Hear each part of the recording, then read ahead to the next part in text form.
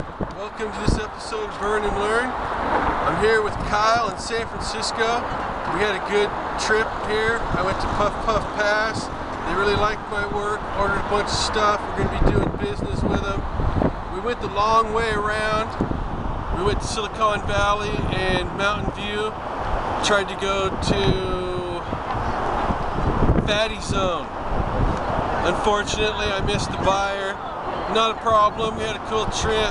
Came back this way through San Francisco. It was awesome. I'd like to thank everybody that's been helping with the network and, just networking. It's cool that we can get together like that, share info. Alright, well, we'll do some more stuff on the road. We'll do some more recording, so the episode's not over. We'll be back quick. Here's a quick history of my pipe making. I started making wooden pipes and deer horn pipes for family and friends. And then after that, I was about 12 or 13. I started making PVC bongs and the mason jars. I'd put two mason jars together and run hoses between them, make little double perks.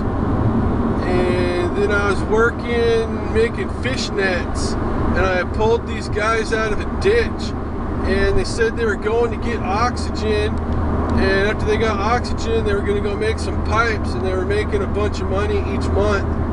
And I heard that, like, you guys gotta give me a job, come on, come on. And then I never heard from these guys again. They were supposed to call me. I was kind of bummed out about it. Then I started working at Greenview Market in Arcata, and this guy comes in. I'd been buying weed from him, and I went over to his house to buy some weed, and he said, you want to make a pipe? And I said, hell yes. And we went out to his shop, and I made a quick, thick little pipe, and it was awesome. I loved it. And the guy asked me if I wanted to work, and his idea of work was doing all his work and not blowing any glass for him. I was making him breakfast. I had to tear down his greenhouse, help it move and all this stuff just for a couple hours on the torch. And so this guy wasn't going anywhere. So I dumped his ass and went to Liquid Light, and there I met up with some glass blowers, and I had a few pipes that I'd made, and they saw them. They were just wrap and rake spoons. They saw those wrap and rake spoons and said, yeah, we'll hire you. But it was the same deal. I only got a little bit of time on the torch, and I was doing all their work for them, helping them set up the shop and this and that, and running errands. And that got old, and I wasn't happy with it, and I started making these little velvet bubblers, and that's when 101 North discovered me, and the owner said, hopefully we'll be able to make you a spot, he says, at 101 North. And I took that as first opportunity I had. I was moving in there. So Liquid Light ran out of oxygen, and I packed up all my stuff and went to 101 North. I didn't even ask them if I could move in. I just started moving stuff off one of the benches and set my stuff up and started making pipes. And the owner comes in there like, who is this in here? And realized it was me, and really couldn't say much, because I was making a nice product and I'd been making him lots of money. So that's how I got in at 101 North.